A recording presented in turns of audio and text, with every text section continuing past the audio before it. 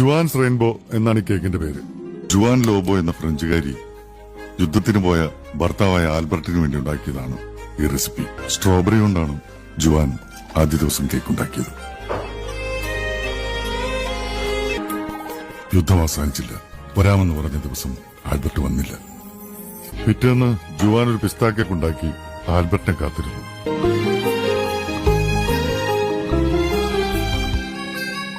പുള്ളിക്കാരൻ വന്നോ? വന്നില്ല. അവൾ അത് സ്ട്രോബെറി കേക്കിനോട് ചേർത്ത് വെച്ചു. ജുവാൻ തന്റെ മുറ്റത്ത് ആദ്യമായി കായ്ച്ച ഓറഞ്ച് മരത്തിൽ നിന്നും പഴുത്ത ഓറഞ്ചുകൾ നോക്കി പറിച്ചെടുത്ത് കേക്കുണ്ടാക്കി കാത്തിരുന്നു.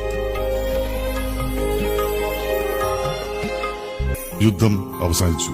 3 ദിവസത്തെ കാത്തിരിപ്പിനൊടുവിൽ അവൾക്ക് ഏറ്റവും ഇഷ്ടപ്പെട്ട ചോക്ലേറ്റുകളുമായി ആൽബർട്ട് വന്നു.